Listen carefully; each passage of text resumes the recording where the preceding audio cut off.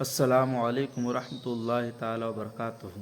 आज मैं आप लोगों के बीच एक मुद्दा लेकर के हाजिर आया हूं ताकि मैं कुछ चर्चा करूं आपके सामने।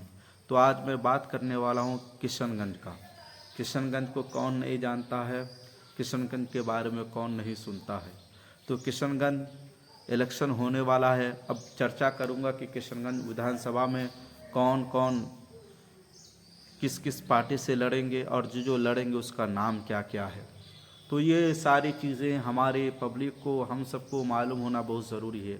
बहुत सारे लोगों को पता है कि कांग्रेस से उठेंगे, समझ लो कमरुल हुदा उठे हैं, तो वो किसके पार्टी से लोगों को पता ही नहीं है। शमसे आगाज़ है, एडवोकेट शमसे आगाज़ है, वो किसके पार्टी से लोगों को पता ही नहीं है। स्वीटी सिंह है, वो किसके पार्टी से उसको कुछ पता ही नहीं है लोगों को। तो ये सब मालूम होना बहुत ज़रूरी है। तो मैं यही आप लोगों को बताने के लिए हाजिर आया हूँ। मेरी बातों को गौर से सुनिएगा कि किशनगंज विधानसभा में जो पहले एमएलए इजहारुल हुसैन था, एमएलए वो कांग्रेस के तरफ से था। अब वो कांग्रेस ने उसको इजहारुल हुसैन को टिकट नहीं दिया, बल्कि कमरुल हुदा को टिकट दिया है। और कमरुल हुदा वो शख्स है जो पहले एमआईएम में रहा करते थे।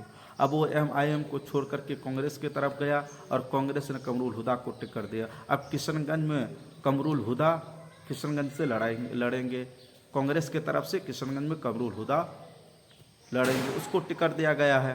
बात करते हैं एमआईएम का। एमआईएम पहले कमरुल हुदा था, वो तो छोड़ के चले गए। अब किसको दिया जाए, तो फिर फैसला हुआ कि एडवोकेट शमसे आगाज़ को दिया जाए। तो एडवोकेट शमसे आगाज़ को दिया गया टिकट। अब वो किशनगंज विधानसभा से लड़ेंगे। और बात करते हैं स्वीटी सिंह जो बीजेपी के, वो बीजेपी किशनगंज से लड़ेगी। बात करते हैं मुसलमानों की आबादी किशनगंज में तो बहुत ज़्यादा है, कम से कम 75% है मुसलमानों की आबादी।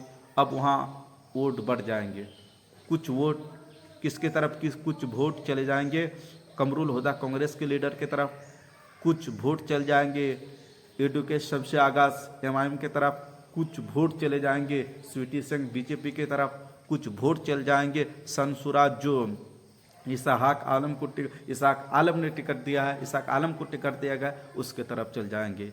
तो मैं इसलिए आप लोगों से रिक्वेस्ट करता हूँ, गुजारिश करता हूँ, अपना वोट का मालिक आप खुद हैं।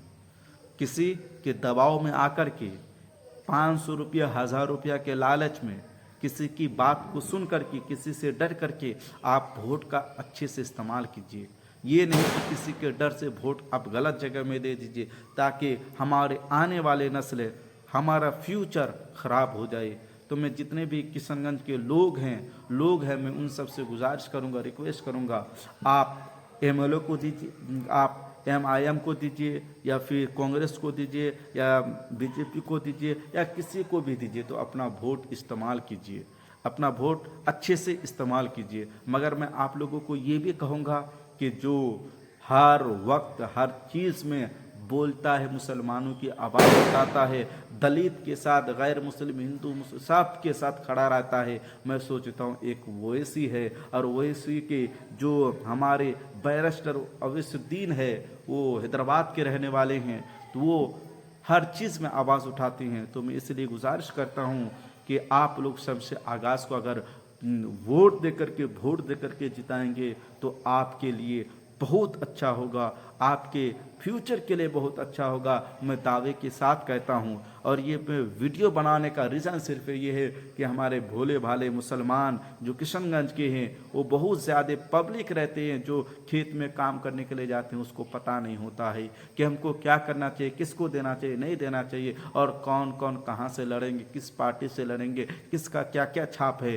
तो मैं यही गुजारिश करूँगा, आप लोग अपना वोट का अच्छा से इस्तेमाल कीजिए और एमआईएम को किशनगंज से निकालिए ताकि फ्यूचर में हम अच्छे लीडर पैदा कर सके और हमारा लीडर आगे बढ़ सके। अल्लाह ताला की बारगाह में यह दुआ करता हूँ कि जो भी जीते बस अच्छा लीडर हो, अल्लाह हिदायत अता फरमाए।